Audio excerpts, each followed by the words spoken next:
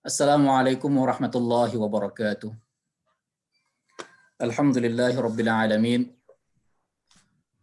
Wa bihi nasta'inu ala umurid dunya waddin. Allahumma salli ala Muhammadin wa ala alihi wa ashabihi wa man tabi'ahu bi ihsanin ila yaumiddin. Amma ba'du. Faya ayyuhal muhadirun, faya ayyuhal mustami'un. Ittaqullaha haqqa tuqatihi wa la tamutunna illa wa antum muslimun. Ittaqullaha haqqa taqwa wa raqibuhu fis sirri wan najwa.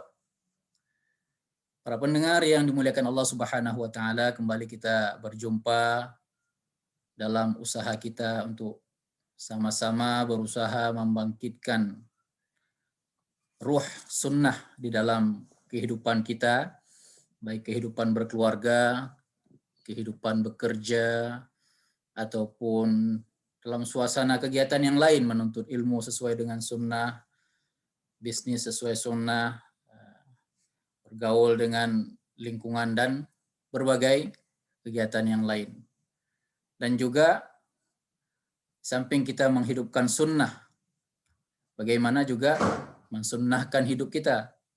Artinya hidup kita ini kita ikuti panutan kita, mulai dari guru-guru yang kita ketahui ilmu mereka, yang mereka terima terus sebelumnya, sampai kepada para sahabat radhiyallahu anhum ajma'in yang mereka terima dari Rasulullah sallallahu alaihi wasallam.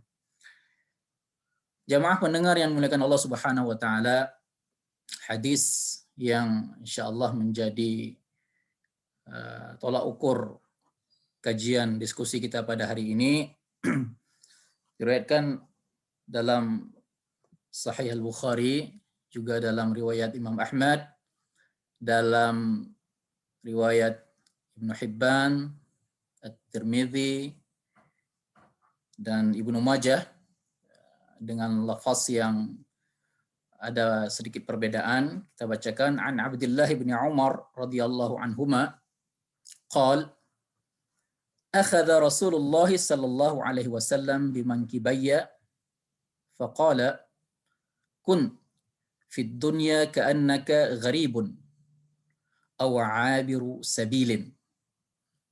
Ini dalam riwayat umumnya. Dan ada tambahan wa'udda nafsaka min ahli al-qubur. Lafaz ini tidak ada dalam riwayat Al-Imam Al-Bukhari, tapi juga dari sahabat yang sama, Abdullah ibnu Umar. Ini biasa terjadi di dalam periwayatan hadis, dan itu bukan suatu masalah, karena maknanya tidak menyimpang dan tidak melebar. Artinya ada hadis-hadis yang sama persis matannya, sehingga disebut riwayat bil lafzi, ada yang riwayat bil makna, antara satu imam hadis dengan imam hadis yang lain, sedikit selisih lafaz tetapi maknanya sama.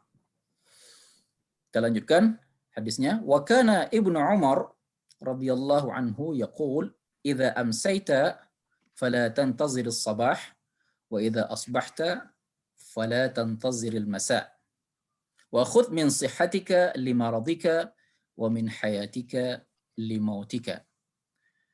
Mulai dari lanjutan berikutnya tadi, itu perkataan Ibnu Umar ditulis juga di dalam kitab hadis tersebut. Artinya Ibnu Umar ikut langsung mengomentari, menambahkan, memberikan masukan kepada murid-murid yang mendengarkan dari beliau hadis yang beliau sampaikan sebelumnya. Rasulullah sallallahu alaihi wasallam pernah memegang kedua pundakku. Ini salah satu metode Rasulullah sallallahu alaihi wasallam ketika memberi nasihat yang sangat penting kepada orang-orang yang sangat dekat, yang sangat penting. Dan ini juga terjadi di dalam dunia pendidikan kita.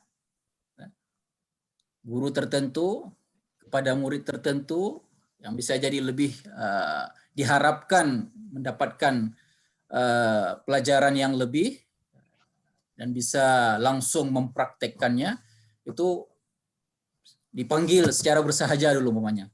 Sini dulu nak sebentar. atau mencari tempat yang khusus, mencari waktu yang khusus. Nah, ini seperti inilah Rasulullah SAW memegang kedua pundak Ibnu Umar untuk memberikan perhatian yang lebih dan supaya Ibnu Umar juga konsentrasi, fokus dalam mendengarnya. Nah, baru kemudian Rasulullah berkata, jadilah kamu di dunia ini seperti orang asing atau seperti orang yang lewat. Ada dua pilihan, ada dua opsi bagi orang mukmin dalam hidup di dunia ini. Jadi pendatang yang untuk sementara berada di suatu tempat atau memang tidak ada rencana untuk menetap berdomisili di tempat itu, hanya betul-betul singgah seperti orang transit. Para pendengar yang dimuliakan Allah Subhanahu wa taala, kan kita ada mengadakan perjalanan baik itu darat, laut, udara, transit di pelabuhan sebentar sebelum lanjut lagi kapalnya atau sebelum lanjut lagi pesawatnya dari bandara tersebut. Nah, yang namanya transit, yang namanya singgah, yang namanya mampir, minumkah itu, atau butuh perbekalan, atau kendaraannya perlu istirahat, kalau dahulu tunggangannya perlu diberikan juga support tenaganya. Nah, tidak ada orang yang akan berencana untuk berlama-lama. Itulah yang kita sebut dengan abir sabil, singgah, mampir. Maka dalam hal ini, nasihat-nasihat seperti ini pada dasarnya sudah dimulai sejak nabi-nabi terdahulu, rasul terdahulu. Bahkan umat mereka ikut menasihati sesama mereka. Ya, salah satunya dalam surat Al-Mu'min ayat 39, di antara keluarga Fir'aun, keluarga Fir'aun yang mukmin, mengajak kepada kaumnya, ya qaumi, innama hadhil hayatud dunya mata' wa innal akhirata hiya darul qarar. Wahai kaumku, sesungguhnya hanya saja, kalau dikatakan hanya saja berarti tidak lebih dan tidak bukan. Kehidupan dunia ini perhiasan sementara, kenikmatan sementara. Dan sesungguhnya akhiratlah itu kehidupan yang sebenar-benarnya. Surah Al-Mu'min ayat 39. Jadi mereka saling mengingatkan kaum terdahulu, umat terdahulu, bagaimana seharusnya bersikap di dalam kehidupan dunia ini. Dan itu telah menjadi sunnah sejak masa Rasulullah Sallallahu Alaihi Wasallam, para sahabat, dan kemudian terus-menerus pengikutnya, as-salaf, al-khalaf, sampai kepada masa kita sekarang. Para pendengar yang dimuliakan Allah Subhanahu wa taala, hadis ini diriwayatkan oleh Abdullah bin Umar. Nah, kalau pada kajian yang lalu kita ambil seorang sahabat Anas bin Malik. Nah, dan kita kenali sahabat tersebut.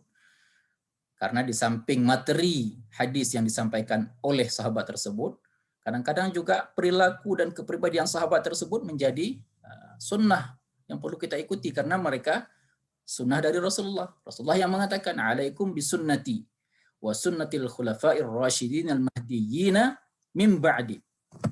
Berpegang teguhlah kalian kepada sunnahku dan sunnah al-khulafa ar-rasyidun, para penggantiku yang rasyid, yang diberikan hidayah oleh Allah Subhanahu wa taala, yang mereka diberikan kelebihan dan mereka bisa mengikut apa yang aku ajarkan kepada mereka. Kemudian sesudah khalifah itu ada orang-orang dekat mereka, ada keluarga-keluarga mereka. Nah, Abdullah ibnu Umar ini salah seorang anak daripada Umar ibnul Khattab. Jadi kemuliaannya berturut-turut. Ayahnya sahabat terkemuka, sahabat besar. Anaknya yang masih muda juga sahabat terkemuka. Lahir, perkirakan ada menyebut sebelum Rasulullah diangkat menjadi Rasul sekitar 3 tahun atau 4 tahun. Jadi artinya ketika Rasulullah menjadi Rasul, Abdullah bin Umar ini umurnya baru 3 atau 4 tahun. Maka ketika hijrah ke Madinah, umur beliau baru sekitar 16 tahun atau kurang 15 tahun. Sehingga ketika terjadi pertempuran pertama, Orang-orang kafir Quraisy kan sangat membenci kemajuan Islam, perkembangan dakwah Rasulullah sallallahu alaihi wasallam. Mereka tidak puas sudah mengusir Rasulullah, ingin membunuh Rasulullah ketika di Mekah, tidak berhasil. Kemudian didengar bahwa Rasulullah berkembang di Madinah, diterima dengan baik di Madinah, mereka juga tidak terima. Ya, mereka sangat dengki, ingin menyerang dan menghabisi umat Islam di Madinah. Lalu kemudian mereka bersiap-siap untuk pertempuran di Badar. Ibnu Umar mau ikut. Tidak diizinkan oleh Rasulullah. Belum waktunya. Masih muda, baru umur 15-16 tahun, belum diizinkan oleh Rasulullah sallallahu alaihi wasallam. Lalu kemudian pada pertempuran berikutnya, pertempuran Uhud, juga minta izin mau ikut. Beberapa bukan hanya Ibnu Umar, yang sebaya mereka, yang seumuran itu, umur 12-13 tahun yang mau ikut, ada beberapa, umumnya tidak diizinkan oleh Rasulullah. Tapi ada di antara mereka yang sekedar membantu menyediakan air. Tidak langsung ke medan pertempuran, tidak berhadapan dengan senjata-senjata musuh. Siapkan perlengkapan air untuk kaum muslimin. Tapi ada juga yang beberapa badan, walaupun usianya masih muda, tapi badannya sudah sangat besar dan kokoh, selain daripada Ibnu Umar, seperti adiknya Sa'ad bin Abi Waqqas, diizinkan oleh Rasulullah. Ibnu Umar ini baru diizinkan oleh Rasulullah SAW pada saat pertempuran Khandaq. Akhirnya tercapai cita-cita beliau, ingin langsung mendampingi, ikut bersama Rasulullah SAW dan para sahabat-sahabat yang lain, tercapai pada pertempuran Khandaq. Dan dari segi ilmu juga Abdullah bin Umar ini luar biasa. Sehingga pada masa perkembangan Islam di Madinah itu, pada masa jaya-jayanya Islam, ada 4 anak muda yang umur-umur sebaya ini, 20 tahun atau kurang dari 20 tahun, ya, baru-baru baligh, tapi umurnya sudah setara dengan sahabat-sahabat yang sudah dewasa, yang sudah 30 tahun, yang sudah 40 tahun, atau Rasulullah itu sudah lebih daripada 50 tahun. Karena Rasulullah hijrah ke Madinah itu sudah umur beliau 53 tahun. Nah, di antara sahabat-sahabat itu yang ada yang sama namanya Abdullah semuanya. Abdullah. Kalau dalam kajian kita ini ada dua Abdul dan Abdul. Mudah-mudahan semua kita ini adalah Abdullah, walaupun nama kita beda-beda, tapi sifat kita semuanya adalah hamba Allah yang ikut bagaimana aturan Allah Subhanahu wa taala. Kan begitu, filosofi hamba itu kan ikut apa kata pemiliknya. Kalau hamba sahaya dahulu, apa kata majikannya. Jadi kita hamba Allah tentu lebih utama lagi mengikuti apa yang dikatakan Allah Subhanahu wa taala. Nah, Abdullah ibnu Umar ini dan Abdullah yang lain, ada Abdullah ibnu Abbas, sepupunya Rasulullah sallallahu alaihi wasallam, ada Abdullah ibnu Zubair bin Awam, anak juga dari sahabat terkemuka. Kemudian ada Abdullah bin Amr bin As, juga anak dari sahabat terkemuka. Jadi muda-muda sekali mereka, tetapi menjadi rujukan. Sahabat-sahabat yang lain kalau ingin tahu sesuatu yang mereka agak rasa pelik, makna daripada Al-Quran, makna daripada perkataan Rasul yang mereka ingin lebih jelas, mereka tanya kepada para Abdullah yang 4 ini. Abadilah al-arba'ah. Mudah-mudahan kita juga berperilaku seperti mereka. Nah, Abdullah bin Umar ini di antara kelebihannya ingin sekali mirip dengan Rasulullah Sallallahu Alaihi Wasallam dalam segala tindak tanduknya. Jadi kalau kita katakan bahwa kita tadi menghidupkan sunnah dan mensunnahkan hidup kita ini, barangkali kita pada pola yang besar-besar dari segi ibadah, dari segi muamalah. Tetapi Ibnu Umar sampai ke yang detil-detil. Sehingga nanti ketika Rasulullah tidak ada lagi, orang bertanya juga kepada Ibnu Umar. Termasuk ayahnya Umar bin Khattab. Kalau Abu Bakar bertanya kepada anaknya Aisyah, istri Rasulullah. Bagaimana Rasulullah? Apa yang dilakukan oleh Rasulullah dan seterusnya. Umar bertanya kepada Hafsah. Hafsah ini kakaknya Abdullah, juga anak Umar bin Khattab. Karena mereka sering melihat dan memantau bagaimana perilaku Rasulullah sallallahu alaihi wasallam. Sehingga disebut salah satu julukan Abdullah bin Umar ini adalah sahibut ta'assi. Yang sangat getol menjiplak, memfotokopi kalau bahasa kita meniru, mengambil uswah dari Rasulullah sallallahu alaihi wasallam. pernah dalam suatu perjalanan ketika sudah masa tabi'in, tinggal sahabat-sahabat bersama muridnya tabi'in. Salah satu tabi'in Mujahid namanya, murid Abdullah bin Umar, ikut dalam perjalanan bersama dipimpin oleh Abdullah bin Umar. Sampai di suatu tempat, mereka turun, mulai dari Abdullah bin Umar turun dari tidak turun, tetapi dia agak membelokkan kendaraannya, tunggangan kendaraannya, hewan tunggangannya. Padahal kalau mereka lihat jalannya biasa saja, kenapa dia harus agak berbelok, melenceng lalu kemudian kembali ke jalur yang semula. Ditanya oleh Mujahid, kami wahai sahabat yang mulia, kami melihat apa yang engkau lakukan tadi, ada apa gerangan? Maka dikatakan oleh Abdullah bin Umar, dahulu saya bersama Rasulullah sallallahu alaihi wasallam melewati jalan ini, setiap melewati titik ini, spot ini, Rasulullah membelokkan unta beliau lalu kemudian kembali. Ulama mencoba memberikan penjelasan, boleh jadi dulu pada masa Rasulullah di titik itu ada halangan tertentu, ada akar pohon kayu atau ada ranting kayu atau ada batu yang sekarang tidak ada lagi. Tetapi Abdullah bin Umar ingin menghadirkan, ini yang kita ingin angkat. Bukan maksudnya seperti mengada-ngada, tetapi ingin menghadirkan suasana bersama Rasulullah Sallallahu Alaihi Wasallam. Bahkan ada yang lebih agak berbeda lagi ketika dalam perjalanan untuk berhaji. Abdullah bin Umar ini terkenal salah seorang sahabat yang banyak berhaji dan berumrah. Setiap tahun beliau berhaji dari Madinah pergi ke Mekah, dan umrahnya itu juga berulang-ulang, sehingga diriwayatkan ketika umur Abdullah bin Umar ini panjang. Sesudah Rasulullah meninggal, ketika Rasulullah meninggal, umur Abdullah bin Umar berarti sekitar 20-an tahun. Kemudian beliau hidup sampai umur 80-an tahun.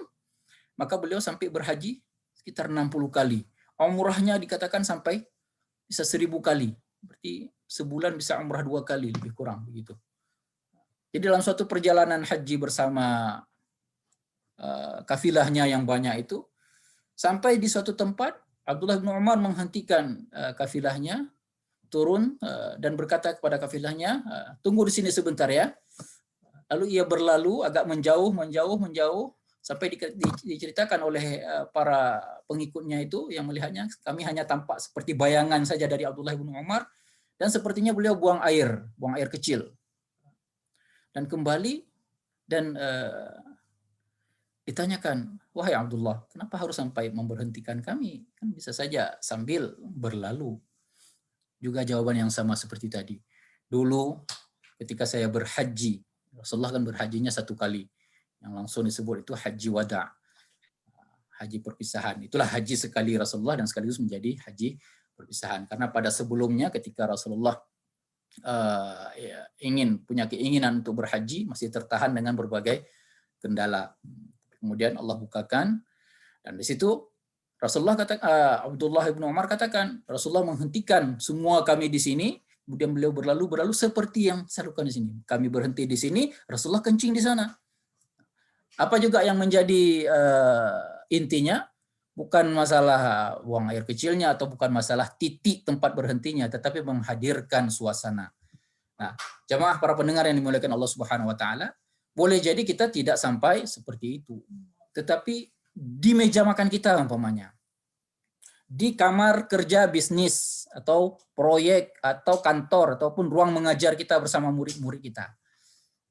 Ketika kita membaca sirah nabawiyah, sirah sahabat, lalu untuk menghadirkan suasana itu kita buat suasana tertentu. Seperti tadi banyak ingin memberikan nasihat, kita pegang pundak murid kita, atau pundak adik kita, atau anak kita, atau cucu-cucu kita. Antara para pendengar ini ada yang sudah punya cucu tentunya. Itu adalah menghadirkan suasana sebagaimana Rasulullah SAW menghadirkan suasana ketika mendidik. Abdullah bin Umar ini di samping tentunya didikan Rasulullah SAW juga didikan yang kuat dari ayahnya, Umar bin Khattab, yang dalam bacaan sejarah kita yang sangat muncul dari Umar bin Khattab itu kan ketegasannya, kerasnya dibanding yang lain-lain. Kelebihan Umar bin Khattab itu adalah beliau tegas. Tetapi kadang-kadang itu juga ketegasan beliau yang membawa kepada sesuatu yang tepat, mengambil langkah yang tepat. Dan ini juga sering terjadi. Wahyu turun sesuai apa yang dikatakan oleh Umar bin Khattab tadi. Dan beliau turunkan itu kepada keluarga beliau, pada anak-anak beliau. Pernah Umar bin Khattab ketika menjadi khalifah meninjau suasana umatnya, suasana umat kaum di Madinah. Beliau lihat unta-unta peliharaan Baitul Mal, jadi unta yang hasil zakat. Itu kan kalau orang punya unta sudah banyak sekali, kemudian menzakatkan unta. Orang yang punya kambing dengan jumlah sekian, mereka zakatkan kambing. Dipelihara oleh Baitul Mal sebelum disalurkan pada waktunya. Beliau melihat ada juga unta-unta milik orang biasa, milik masyarakat. Sampai mata beliau kepada salah satu unta milik masyarakat, tetapi kelihatannya gemuk sekali dibanding unta-unta yang lain. Beliau bertanya, ini unta siapa ini? Maka dijawab oleh masyarakat di situ, ini unta Abdullah. Abdullah anak saya. Abdullah anak Umar bin Khattab. Maka dipanggil Abdullah anak Umar bin Khattab, Abdullah, wahai ananda, kenapa untamu ini bisa gemuk sekali? Abdullah tak tahu jawab juga. Saya tidak tahu ya, sama seperti dirawat unta yang lain. Akhirnya ada masyarakat yang berkata, begini ya Rasulullah, nih untanya Abdullah kadang-kadang dia pergi kemana-mana mencari makanannya, kadang-kadang sempat masuk ke tempat pemeliharaan unta Baitul Mal, yang di situ tentu makanannya berlebih untuk merawat unta Baitul Mal itu supaya tetap sehat dan bagus. Ketika akan disalurkan nanti puas orang yang menerimanya, termasuk kadang-kadang unta Abdullah ini makan dari situ. Nah, Umar bin Khattab tidak terima ini. Oh, enggak bisa. Kenapa tidak dilarang? Apa karena ini unta milik anak khalifah kalian tidak berani melarangnya?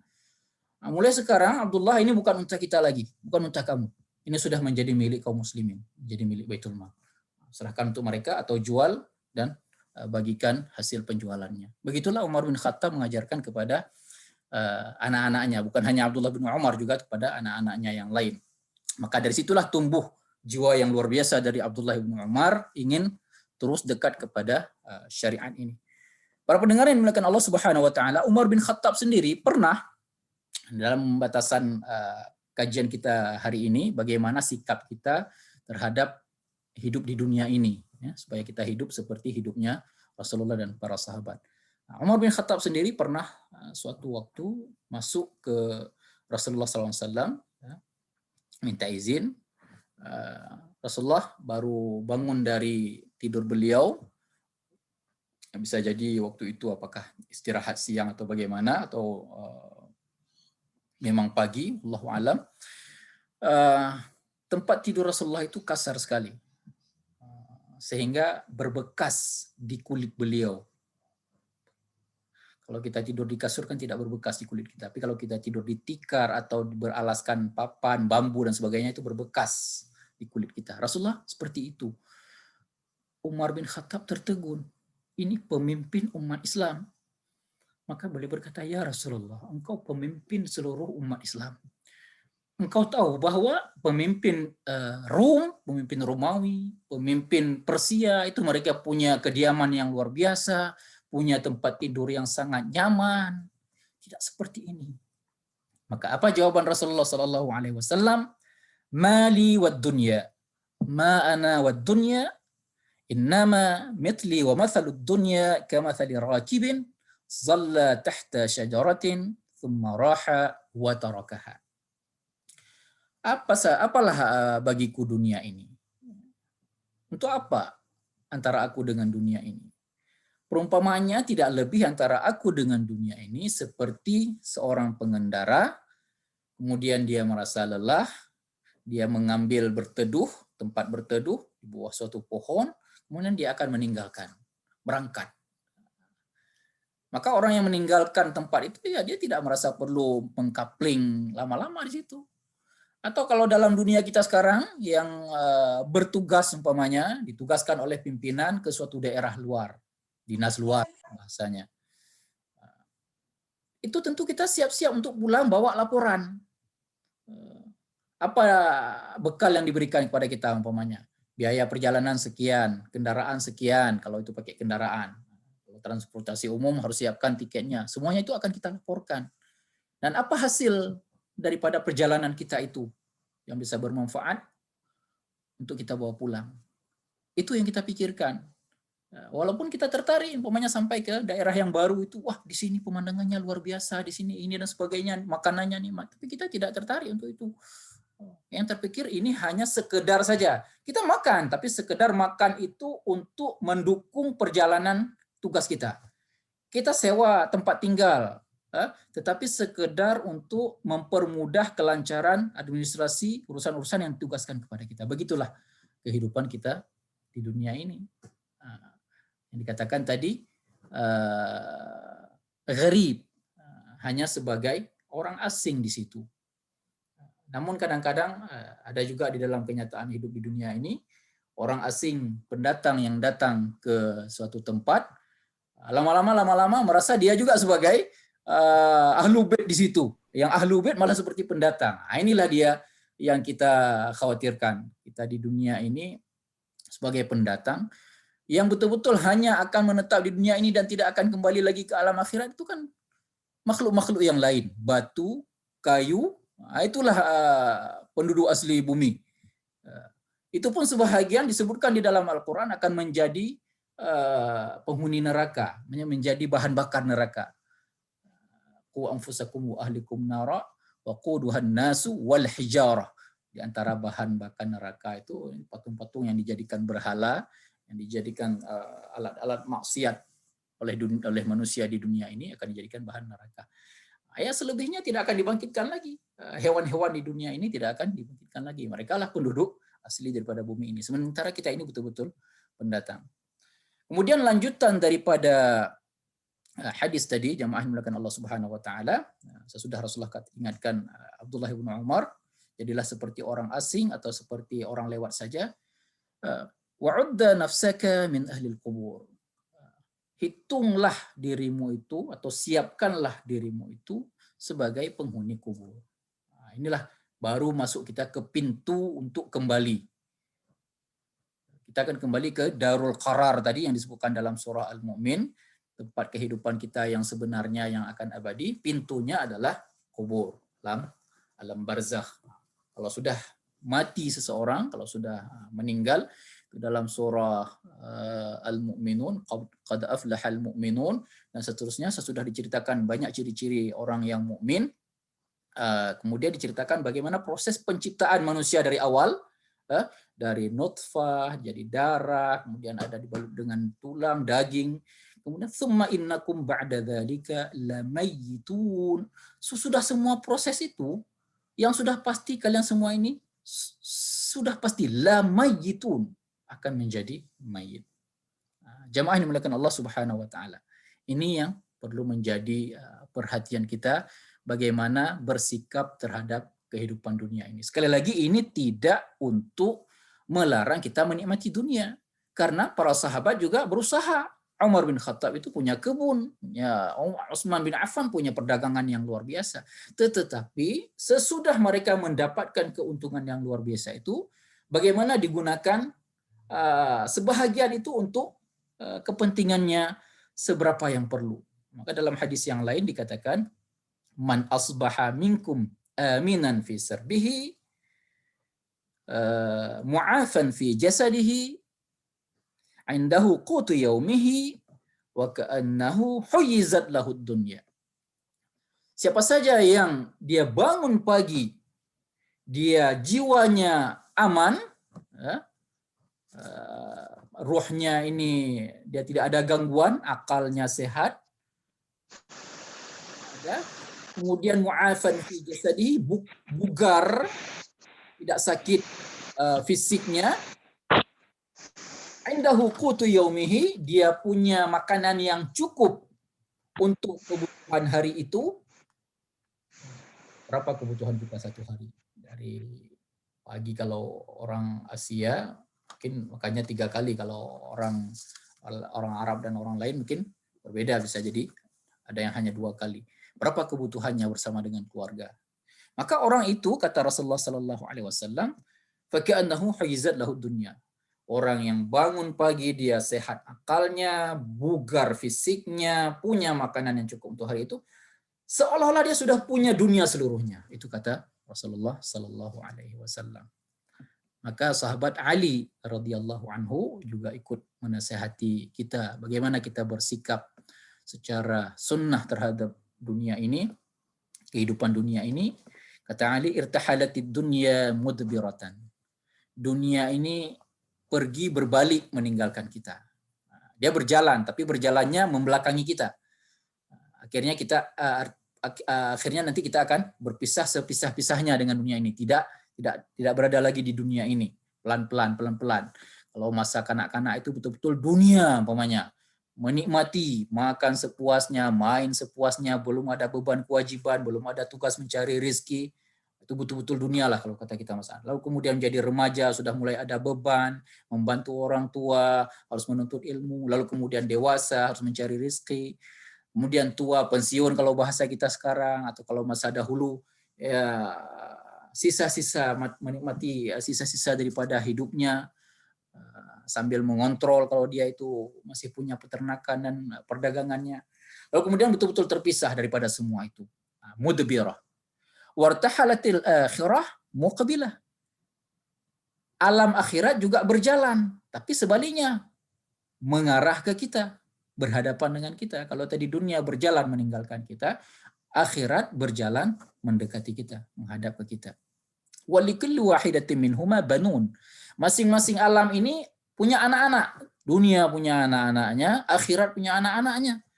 Maka kata Ali radhiyallahu anhu, fakunu min abna'il akhirah. Jadilah kalian ini anak-anak akhirat. Wala takunu min abna'id dunya. Jangan jadi kalian anak-anak dunia. Baru-baru ini ada beredar satu foto pemulung, tetapi dia menghabiskan masa penantian hujan dengan membaca Al-Quran. Di saat dia tidak bisa mencari barang-barang sebagai pemulung, dia menanti dengan membaca Al-Quran. Lalu ditulis di komentar oleh yang menyebarkan foto itu, boleh jadi dia tidak dikenal oleh penduduk bumi, tapi dia pasti masyhur bagi penduduk langit. Nah, ini di antara awal manusia yang disebutkan dipuji seperti itu adalah Abu Bakar radhiyallahu anhu. Ketika pernah orang meminta sumbangan sedekah dari Abu Bakar, beliau beri sampai tidak ada lagi yang beliau bisa beri, beliau beri pakaiannya. Lalu kemudian beliau tidak punya sisa pakaian yang layak yang bisa dipakai untuk keluar, padahal ada kajian, ada pertemuan, ada majelis, ada halaqah bersama Rasulullah dan para sahabat yang lain. Akhirnya diusahakan pakaian yang tidak layak itu ditambal-tambal, bagaimana caranya bisa beliau keluar, berangkat, bertemu dengan Rasulullah. Dilihat oleh orang lain, dilihat oleh Rasulullah Sallallahu Alaihi Wasallam, pakaian Abu Bakar. Maka Rasulullah pun menyampaikan kepada Abu Bakar, diwahyukan kepadaku dan aku melihat Jibril berpakaian seperti pakaian kamu ini, dan seluruh penduduk langit berpakaian seperti pakaian kamu ini. Rupanya pakaian Abu Bakar. Rupanya penduduk langit sedang mengenang bagaimana hidup Abu Bakar radhiyallahu anhu. Ini mudah-mudahan kita yang sedang ikut kajian ini bersama keluarga kita dan bersama orang-orang mukmin yang ada bersama kita. Karena kita ingin semua orang mukmin yang bersama kita itu adalah orang-orang yang selamat, orang-orang yang ikut hidup seperti hidup Rasulullah dan para sahabat, dikenal oleh penduduk di langit. Nah, ini kembali kepada yang tadi kata Ali bin Abi Thalib, janganlah jadi anak-anak dunia, tapi jadilah kalian sebagai keluarga akhirat yang dikenal punya ciri-ciri akhirat. Fa innal yauma amal. Hidup di dunia ini memang hanya kerja, beramal. Wala hisab. Belum ada hisab. belum ada perhitungan yang hakiki. Ada sekedar muqaddimah hisab. Karena Allah Subhanahu wa taala juga menurunkan sebahagian daripada balasan daripada amal itu di dunia. Kalau kebaikan, Allah balas dengan kebaikan sebahagiannya di dunia. Tapi itu kecil sekali. Kalau yang keburukan juga Allah balas dengan keburukan. Tapi itu juga baru kecil sekali dibanding balasan yang sebenarnya nanti di akhirat. Sedangkan akhirat, kata Ali radhiyallahu anhu, ghadan hisab wala amal. Nah, itu baru nanti di akhirat itu hisab tok, tidak ada lagi amal. Maka Abu Hurairah juga menyampaikan hadis dari Rasulullah SAW kepada kita bahwa idza mata ibnu Adam inqata'a amaluhu illa min thalath. Kalau seorang anak Adam itu sudah meninggal, sudah terputuslah, tidak ada lagi amal yang bisa dia lakukan. Selama dia masih hidup, dia masih bisa beramal. Apakah itu dengan badannya dia beribadah, salat, puasa, atau dengan hartanya dia wakaf, dia zakat. Tapi apabila dia sudah mati, meninggal, inqata' terputus. Illa min salas, 3 saja yang masih bisa mengalir, kata Rasulullah SAW, sebagaimana disampaikan oleh sahabat. Sadaqatun jariyah, harta yang pernah disampaikan di jalan Allah Subhanahu wa taala, itu dalam bentuk bantuan untuk fakir, untuk miskin, untuk membantu keadaan orang-orang mukmin di berbagai tempat yang dekat dengannya ataupun yang jauh. Kemudian ilmun yuntafa'u bihi, ada ilmu yang bermanfaat yang dia pernah tuntut, kemudian ilmu itu disampaikan kepada orang lain. Kita saling berbagi di sini ilmu dan amal dan pengalaman kita, yang itu bisa menjadi semangat bagi orang lain. Ketika kita melihat seseorang beramal, itu menjadi semangat bagi orang lain beramal. Padahal dia tidak sampaikan langsung, dia tidak berbicara dengan kita, tapi itu menjadi ilmu bagi kita. Boleh jadi itu ada orang-orang tertentu di masjid kita, di lingkungan kita, menjadi pelajaran. Tindak tanduk beliau menjadi pelajaran tersendiri bagi kita. Kita mengambil suri dari beliau tanpa harus beliau berbicara. Itu insya Allah akan bermanfaat. Maka mudah-mudahan begitu juga kita melahirkan warisan kepada keluarga yang lain ataupun kepada kerabat kita yang lain yang mereka bisa tiru. Sebagaimana kita meniru para pendahulu kita. Wa waladun salihun yad'ulah, dan keluarga yang saleh, anak terutama anak-anak yang saleh yang akan berdoa untuk mereka. Disitulah yang bisa terus mengalir pahala. Kalau tidak, sudah habis, kata Ali bin Abi Thalib tadi. Fa innal yawma amal, sekarang boleh beramal, tidak ada hisab yang hakiki, tidak nampak langsung. Karena kalau nampak langsung, istilah sebahagian jamaah itu tidak muat. Dunia ini kenapa Allah tidak balas langsung? Sunat rawatib saja, umpamanya satu sunat rawatib atau sunnah zikir saja Allah mau balas langsung itu sebagaimana yang sebenarnya, itu tidak cukup dunia ini. Tak muat dunia ini. Bagaimana kalau untuk seluruh hamba-hambanya dibalas?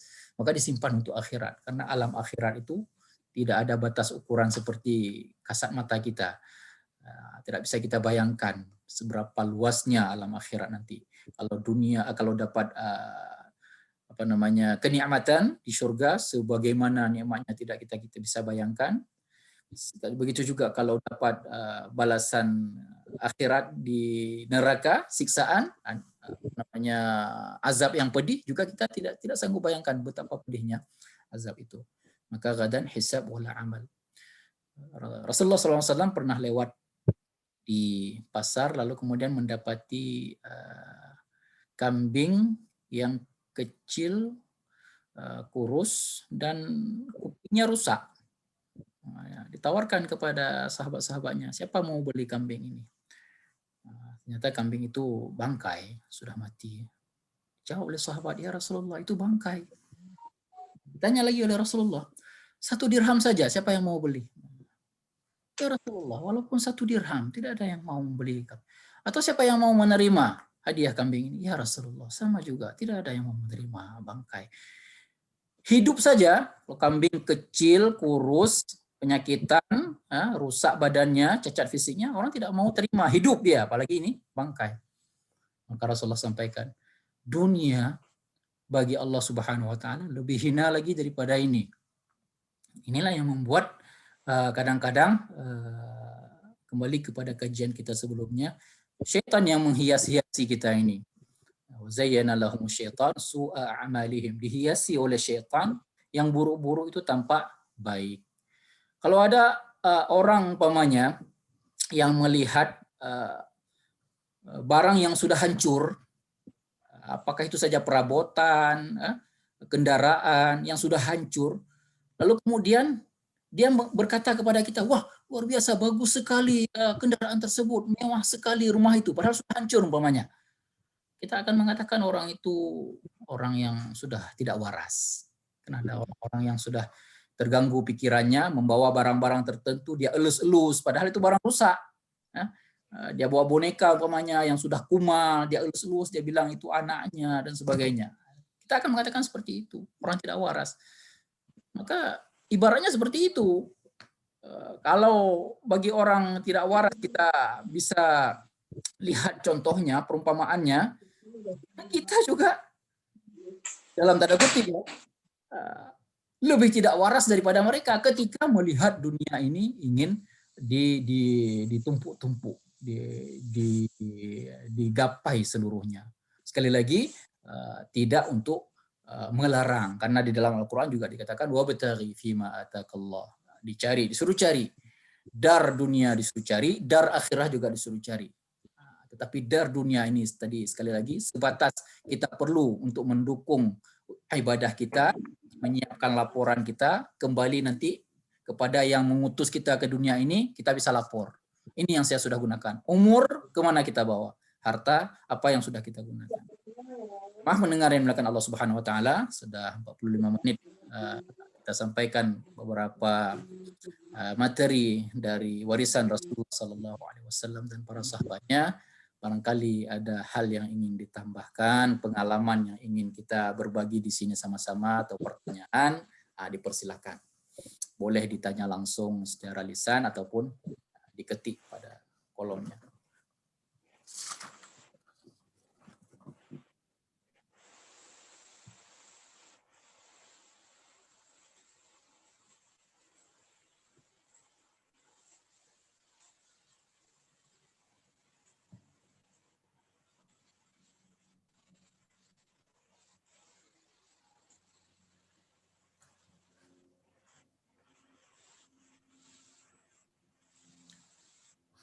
Ini ada 20.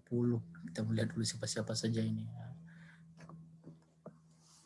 Oh, dari Gaya Luas ada juga ini. Mungkin ada pertanyaan dari Gaya Luas. Bagaimana kehidupan sunnah dalam dunia pekerjaan ataupun saya tidak tahu apakah masih bertugas di Gaya Luas atau yang lain. Silakan. Ada, insya Allah belum ada, masih kayak biasa, normal aja. Baik, alhamdulillah.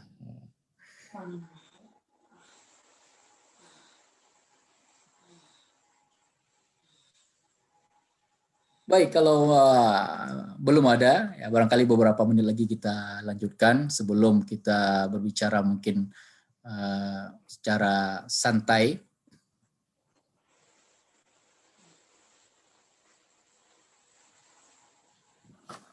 Nah, juga di antara pelajaran yang bisa kita ambil dari sahabat yang mulia Abdullah bin Umar ini adalah kedekatan beliau dengan sahabat-sahabat yang lain. Seperti tadi ada 4 abadillah yang semua itu muda-muda, tetapi mereka punya kelebihan dan punya beberapa kemiripan. Di samping kemudaannya, tetapi kedalamannya beliau hadisnya banyak.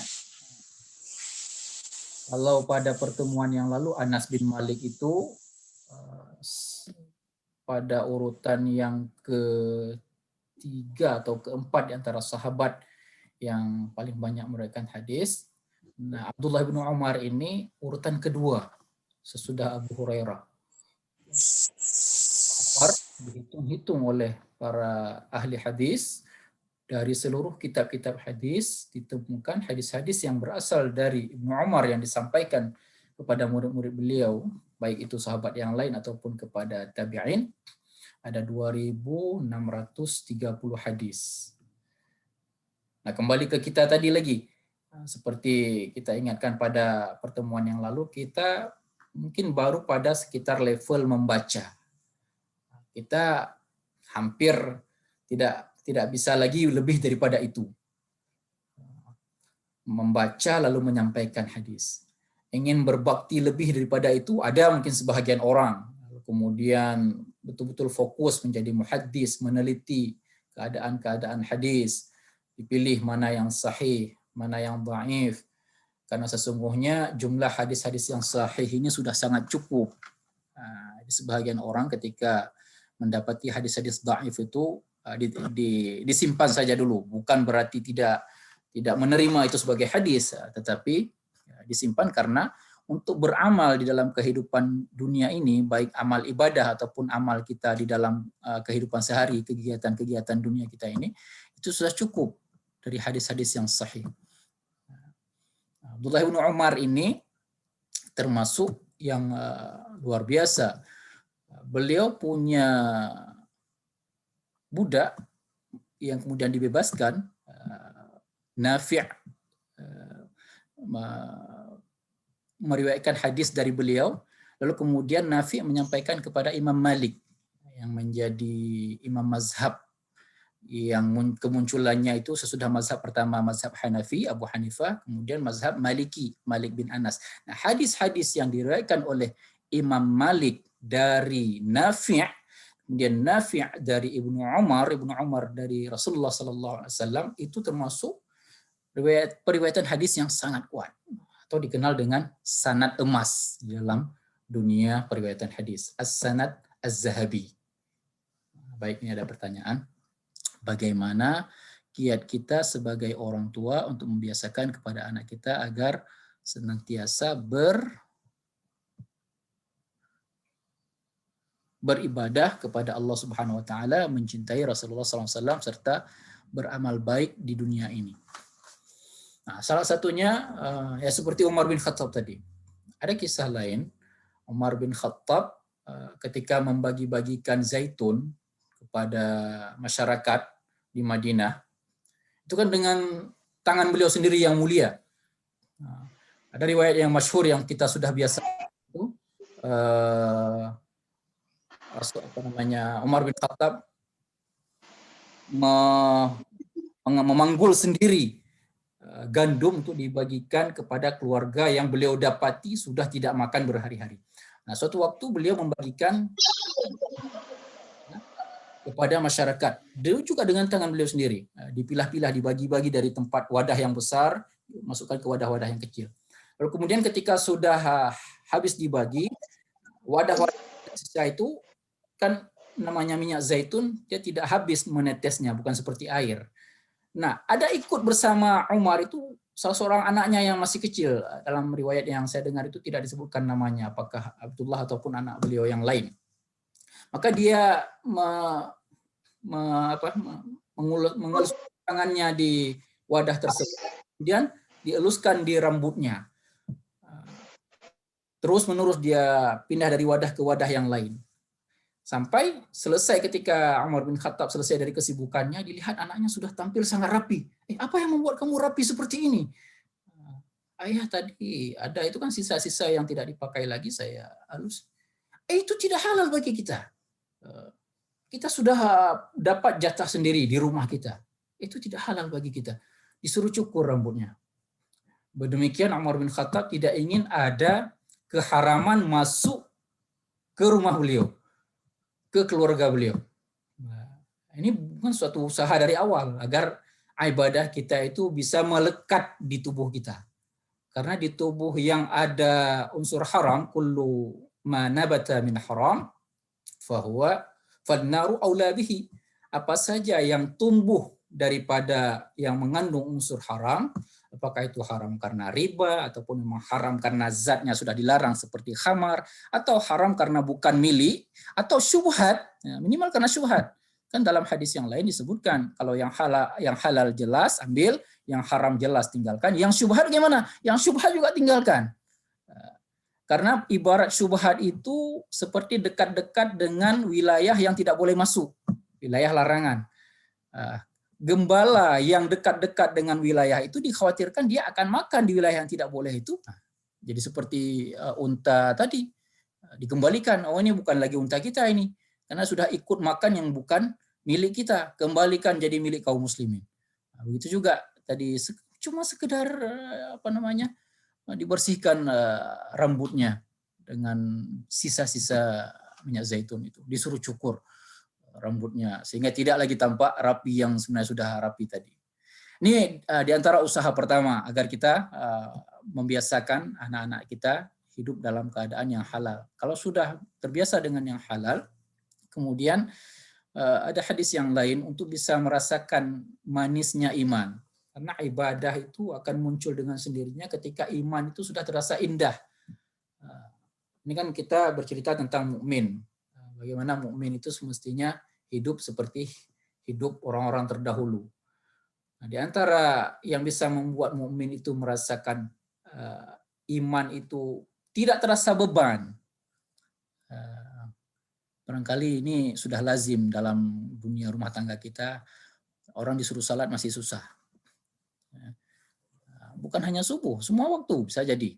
Subuh apalagi mungkin karena harus dibangunkan dari tidur yang sangat enak atau diganggu dari kegiatannya yang sangat dia sedang nyaman. Itu perlu pendidikan tauhid iman dari awal. Orang yang sudah mendapatkan kecintaan kepada Rasulullah sallallahu alaihi wasallam, ayyakuna wa rasulahu ahabba ilaihi mimma siwahuma, bisa mencintai Allah dan Rasulnya lebih daripada semuanya, itu baru salah satu ciri bisa mendapatkan manisnya iman. Kalau sudah manis iman itu, maka dia akan mudah beribadah. Mulai dari dia masa kecil. Umar bin Khattab sendiri pernah ditanya oleh Rasulullah Sallallahu Alaihi Wasallam, atau bertanya atau langsung ia memberikan pernyataan, ya Rasulullah, engkau lebih aku cintai daripada siapapun dan apapun di dunia ini, dari segala milikku, hartaku, melebihi semuanya cintaku kepadamu, selain daripada cinta kepada diriku sendiri. Kan terus terang Umar bin Khattab, artinya kecintaan kepada dirinya itu masih nomor satu. Dan itu wajar mungkin sebagai manusia. Kalau ada satu perkara yang di situ hanya cukup untuk satu, mungkin kita akan dahulukan kepada diri kita sendiri dulu. Kan tidak ada orang yang cuma punya sedikit harta cukup untuk satu hari makan, tapi dia utamakan kasih tetangganya dulu. Ini umumnya manusia, kan tidak ada. Ya, untuk diri sendiri dulu dia akan beralasan, ya daripada saya akan sakit atau mati, saya berikan untuk orang lain, akhirnya orang lain harus bersusah payah membantu kita. Begitu umpamanya berpikir. Katakanlah seperti itu. Umar berkata, engkau lebih aku cintai daripada semua selain daripada diriku sendiri. Tapi kata Rasulullah, tidak wahai Umar. Sampai engkau juga lebih mencintai diriku melebihi cintamu kepada dirimu sendiri. Nah, ini kan tingkatan seperti ini. Wallahu a'lam, apakah kita akan bisa sampai kepada tingkatan seperti ini? Kalau kita para orang tua tidak sampai kepada tingkatan seperti itu, bagaimana lagi kita berharap anak-anak kita bisa sampai kepada tingkatan seperti itu? Kita bisa lihat saja ketika dia awal-awal sudah memayyiz. Kalau sebelum memayyiz, kita tidak ada beban. Tapi ketika dia sudah mulai memayyiz, bisa membedakan mana yang baik, mana yang tidak baik, mana yang bermanfaat, mana yang tidak bermanfaat. Lalu kita tawarkan umpamanya membantu orang tua atau bermain. Allahu a'lam, kita bisa merasakan ketika kita kanak-kanak dahulu. Ya, mungkin ketika kita kanak-kanak dahulu akan berharap-harap perintah yang diminta oleh orang tua kita atau oleh keluarga kita itu ada yang melakukannya sehingga kita bisa tetap bermain. Atau kita akan pura-pura lupa sehingga waktu berlalu. Kita lakukan besok saja, menanti, menunda. Nah, barangkali ini diantara hal-hal yang perlu kita beri contoh kepada keluarga kita. Baik, kemudian ada pertanyaan berikutnya.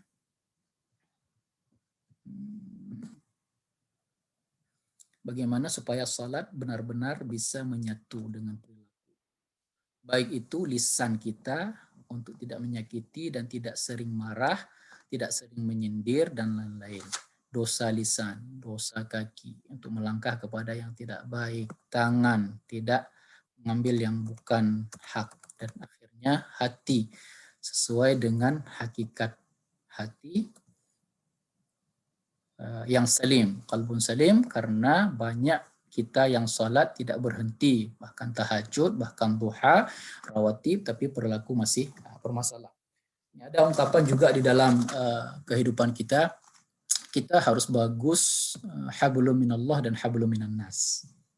Dua-duanya itu seiring sejalan. Ada orang yang hablum minallahnya luar biasa, seperti yang dicontohkan di dalam pertanyaan ini. Salat berjamaah, membangun masjid, apalagi dalam dunia sekarang kan dengan HP mudah sekali. Tinggal tekan tombol di HP, sudah ikut membangun masjid. Bahkan di jauh-jauh mana ada berita kaum fakir miskin ataupun sahabat saudara-saudara kita di Palestina, dengan HP mudah sekali kita bantu.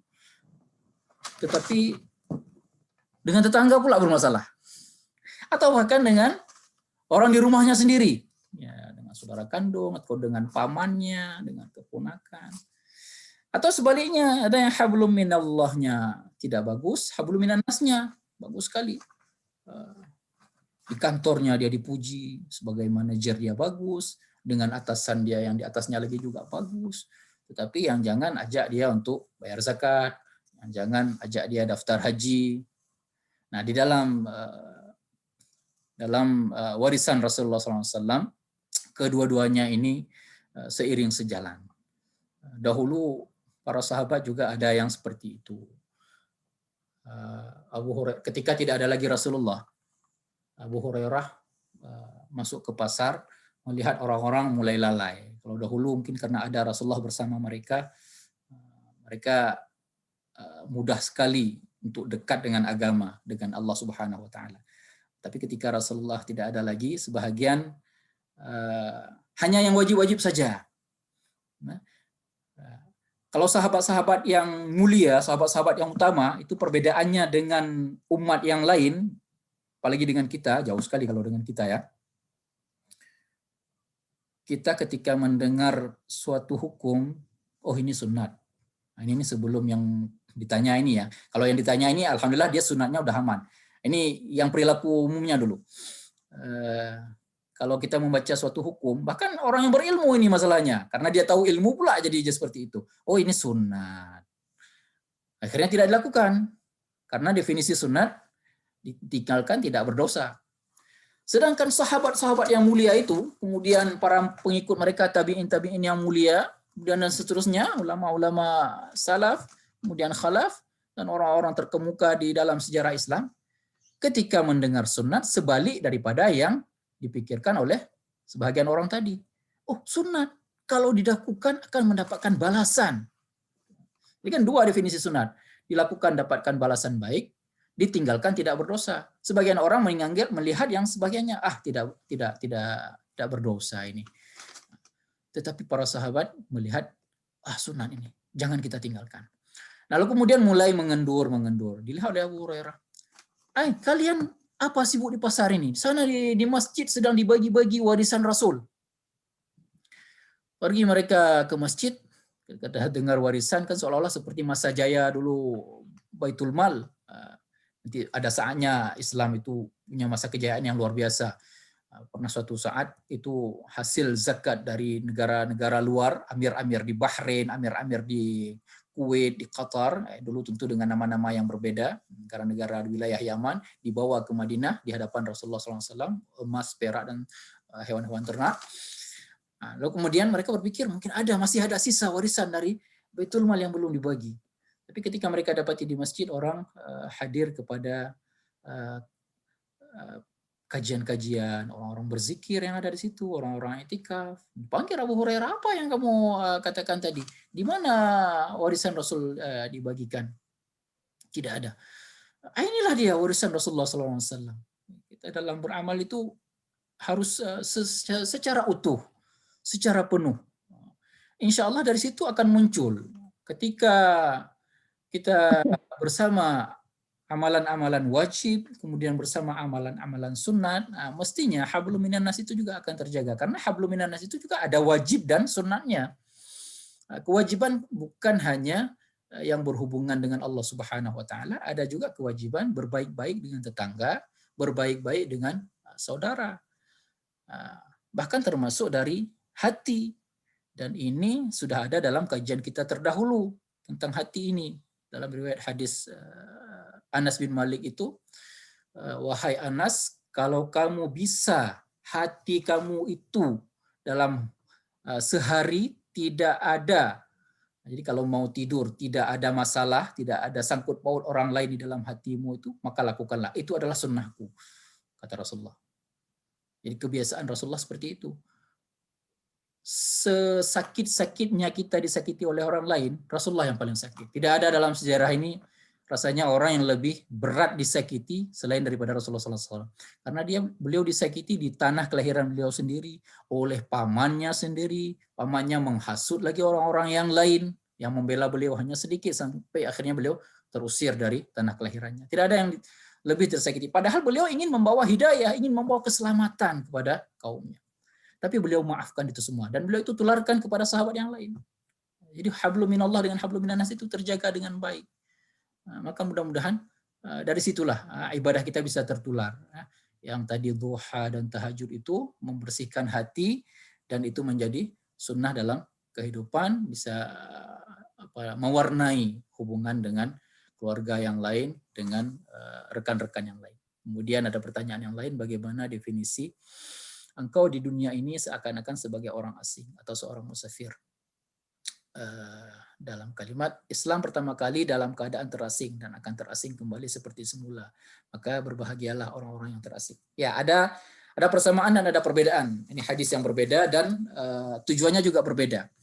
Subjeknya juga berbeda. Pada hadis yang kita sampaikan hari ini, orangnya itu diminta oleh Rasulullah menjadi orang asing. Dan hal ini sering kita dengar agar antara berbagai kelompok yang berseteru dalam hal beribadah. Ya, ini penyakit juga bukan sekarang saja muncul. Sejak dari masa dulu Khawarij pertama muncul. Orang Khawarij itu bukan orang tidak ada berilmu ya, bukan tidak beramal mereka. Khawarij itu beramal luar biasa. Itu yang membunuh Umar bin Khattab ketika ia ingin diqisas, dia katakan, dan dia merasa sebagai pahlawan.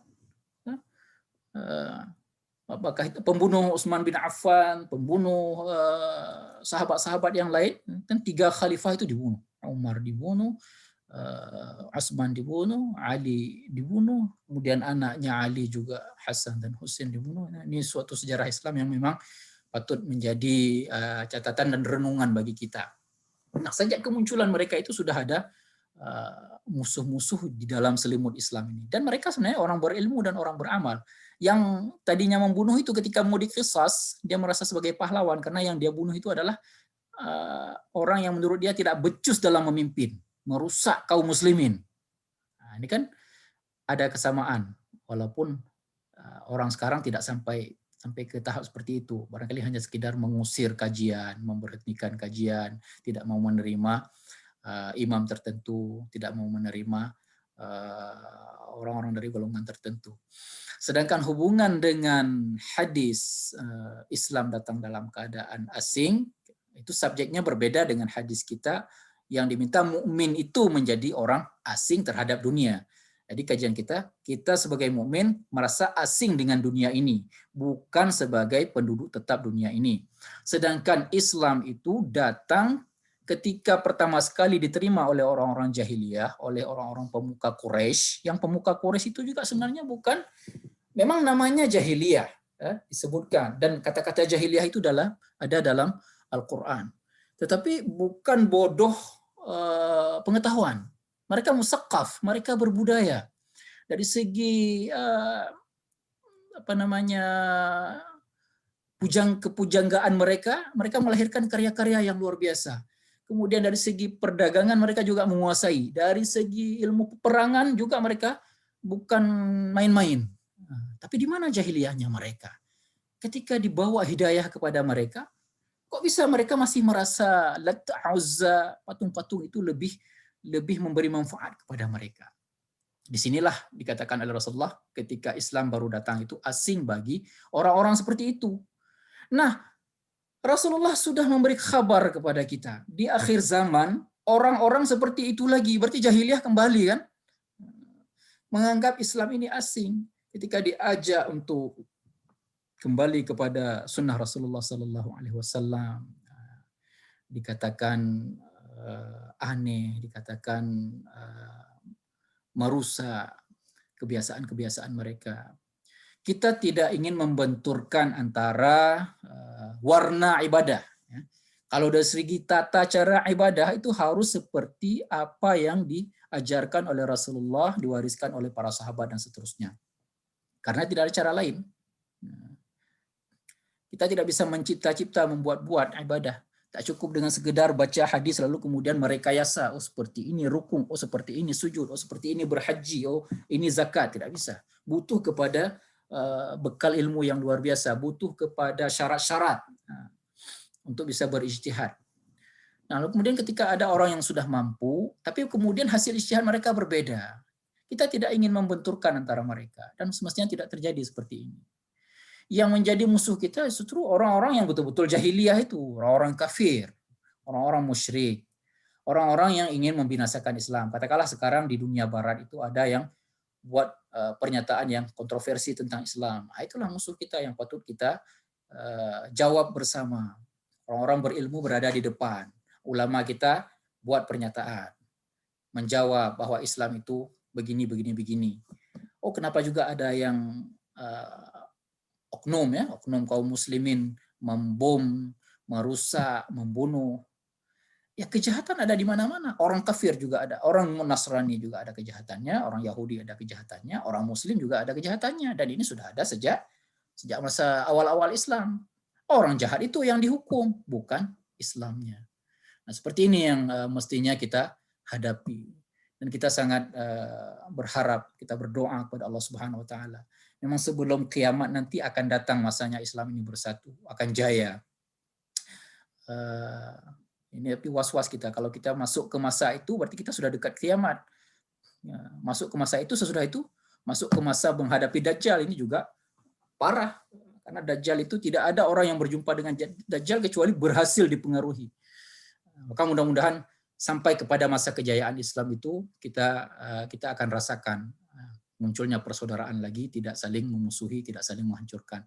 Islam yang tadinya asing datang, kemudian kembali lagi asing, tapi kemudian dijelaskan lagi sampai Allah Subhanahu wa taala turunkan lagi Nabi Isa untuk membersihkan kembali Islam ini, diterima oleh umat yang nanti hidup pada masa tersebut. Barangkali ini ada satu lagi pertanyaan terakhir kita. Mengapa Tuhan menciptakan hawa nafsu kepada manusia? Bukankah hawa nafsu bisa menghambat tujuan Tuhan dalam menciptakan manusia? Bukankah dengan hawa nafsu manusia menjadi lebih sulit dalam beribadah? Di dalam surat Asy-Syams, wasyamsi wa duhaha wal qamari idza talaha wan nahari idza jallaha wal laili idza yaghshaha, sampai ke wa nafsi wa ma sawwaha. Nafsi itu punya dua kecenderungan, fa'alhamaha fujuraha wa taqwaha.